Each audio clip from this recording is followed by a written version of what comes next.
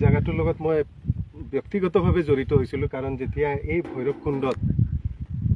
100 hectare মাটিত 10 lakh plantation কৰি প্ৰমোদ বড়ো ডাঙৰীয়াই Guinness book of world record কৰিম বুলি কৈছিল আজিৰ পৰা 2 বছৰ আগত ছেপ্টেম্বৰ মাহত তেতিয়া মই ফেচবুকত এটা পোষ্ট দিছিলোঁ কি এতিয়া গছপুলি ৰোৱা সময় নহয় 5 মাহ অপেক্ষা কৰক এপ্ৰিল আহিব দিয়ক বহাগৰ বৰষুণ আহিব দিয়ক তাৰ পিছত গছপুলি লগাক টকা বাচিব লগতে গছপুলিও বাচিব আৰু সেই খাৰ কথা কোৱাৰ কাৰণে প্ৰমোদ বড়ো ডাঙৰীয়াই তেওঁৰ কোম্পানীয়ে মোক ইউপিপিএল দলৰ পৰা সেই সত্য কথা কোৱাৰ কাৰণে ইউপিপিএল দলৰ পৰা মোক বহিষ্কাৰ কৰিছিল আৰু আজি মই ৰাইজৰ আগত গৌৰৱে এইখিনি কথা কওঁ যে মই যিখিনি কথা কৈছিলোঁ ভুল কোৱা নাছিলোঁ কাৰণ চাক এই বৃহৎ এৰিয়াত এটা গছ নাই ইয়াতে এটা গছপুলি বাচি থকা নাই এই কথাষাৰে মই কৈছিলোঁ যে গছপুলি এটাও বাচি নাথাকে কেনেকৈ বাচিব কাৰণ ইয়াৰ মাটিয়ে তেনেকুৱা নহয় আৰু তেতিয়াৰ ছিজনটো তেনেকুৱা নাছিল গিনিজ বুক ৱৰ্ল্ড ৰেকৰ্ড কৰিবৰ কাৰণে তেওঁ যিবিলাক কাম কৰিলে বেলেগ বাদ দিয়ক মুখ্যমন্ত্ৰী মহোদয়ক তেওঁ মিছলিড কৰিলে ইয়াৰ ওপৰত তদন্ত হ'ব লাগে ৰাজহুৱা টকা মই যিখিনি জানো ৰাজহুৱা টকা চৰকাৰে 1 টকাও খৰচ কৰিব নোৱাৰে জবাবদিহি হ'ব লাগিব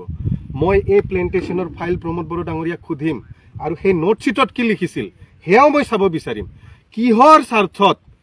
ইমান টকা প্ৰায় 50 কোটি নে তাতকৈ বেছি টকা 78 কৰোৰ টকা এই অনাহকত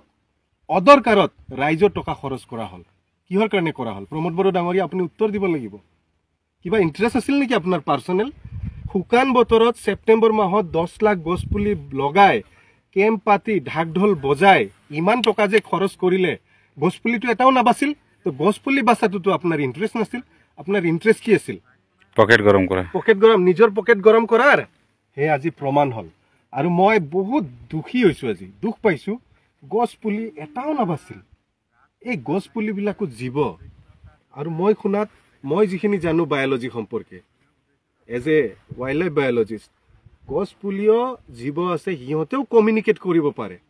আৰু গছপুলিয়ে গছে যে কমিউনিকেট কৰে আজি তেওঁলোকে প্ৰমোদ বড়ো ডাঙৰীয়াক অভিশাপ দিয়াৰ বাহিৰে একো নকৰে আৰু প্ৰমোদ বড়ো ডাঙৰীয়াই এই 10 লাখ গছপুলিৰ অভিশাপৰ পৰা যদি বাচিব খুজিছে তেওঁ ইয়াতে আহক আঠুকাৰি প্ৰত্যেকডাল গছপুলিক যিবিলাক নাঙঠ হৈ আছে যিবিলাক উদং হৈ আছে যিবিলাক মৰু মৰু অৱস্থাত আছে এইবিলাকক ক্ষমা